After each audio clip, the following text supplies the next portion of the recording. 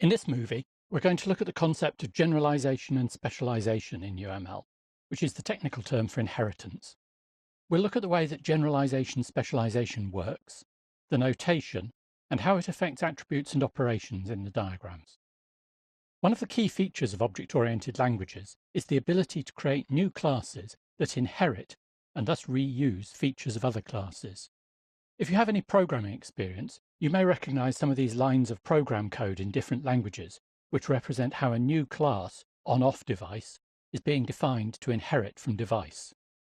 The inheriting classes, like on-off device in the example, are known as subclasses or child classes.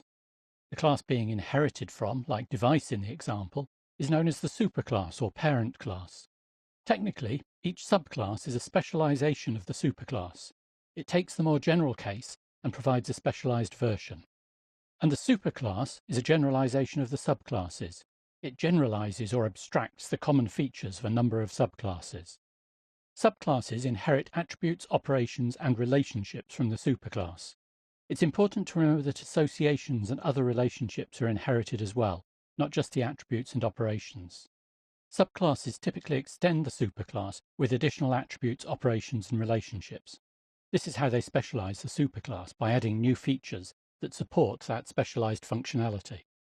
Subclasses may also override the definition of operations in the superclass. Again, a subclass may carry out an existing operation, but have its own method for implementing that operation that's particular to that subclass. The notation for generalization-specialization relationships in UML is to show an unfilled triangle at the end of the relationship where the superclass is. You may sometimes see the relationships drawn like this using a tree structure. However, most modeling tools only support this kind of relationship, where each subclass has its own line linking it to the superclass, and each of those lines has its own triangle. As a general rule, we show superclasses above subclasses in the diagrams, but this is just a convention. The position of the triangle conveys the meaning of the relationship. The subclass in a relationship inherits the attributes and operations from the superclass. These may be treated as implicitly inherited in the diagram and not shown, or they can be shown as here in the relevant compartments, labelled with the name of the superclass, preceded by 2 colons. New attributes and operations can be added in a subclass to reflect the specialization that it represents.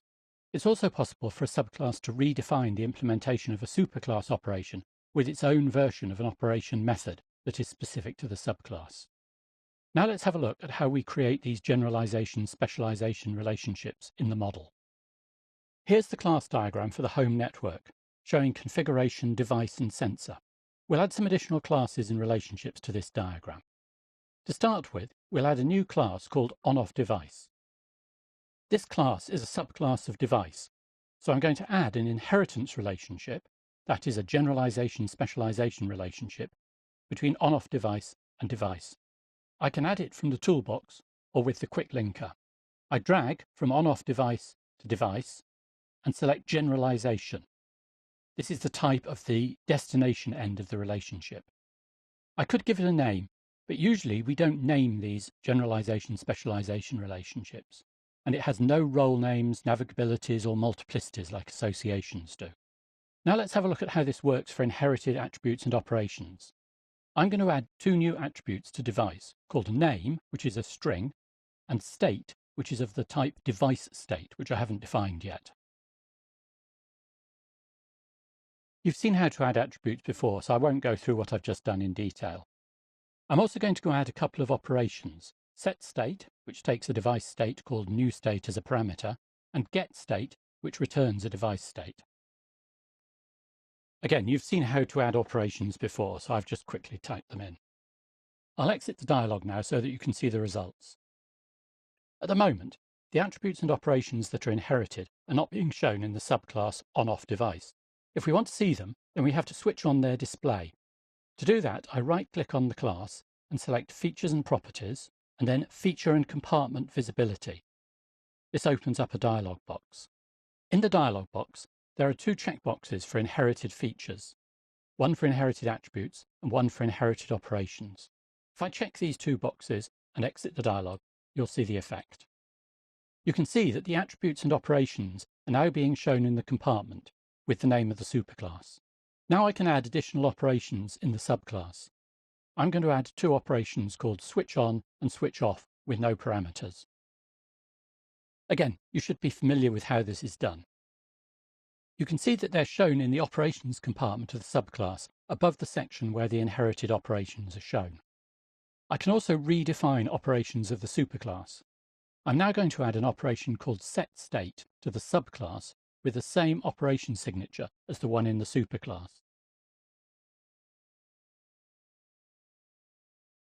This is now being shown in the operations compartment. However, I want to be specific that this is going to redefine the setState operation of the superclass. To do this, I can go back into the Properties dialog box and go to the Redefines tab at the lower right. If I click on Add for Operation, it shows me the operations of the superclass that I can be redefining. I select setState, click OK, and close that dialog box. You can see that setState with the parameter of type deviceState is now being tagged as redefining the setState operation in device. Finally, I'm going to add a new attribute to the subclass that isn't inherited from the superclass. I'll add the attribute faulty, which is a Boolean. You can see how it's shown in the compartment above the attributes that have been inherited from device. Before we finish this chapter on class diagrams, let's review the diagrams that we've produced so far. If we go back to the domain diagram, you'll see that the changes that we made to device in the home network diagram are reflected in this diagram. However, the inherited attributes and operations aren't shown here, as that's a setting that only affects the display in the particular diagram where it's set. In this domain class diagram, we've created classes and added attributes and operations to them. We've set the type of attributes and the parameters and return types of operations. We've also added some derived attributes. We've added named associations between classes and set their direction, navigability, and multiplicity, and named the association roles. We've also added composition relationships into this diagram. If we go back to the home network diagram, we've added aggregation relationships, and now we've added a generalization-specialization relationship between a superclass and its subclass. We've extended the superclass in the subclass by adding attributes and operations, and have redefined an operation of the superclass. These are all the basic features of class diagrams that you're most likely to use.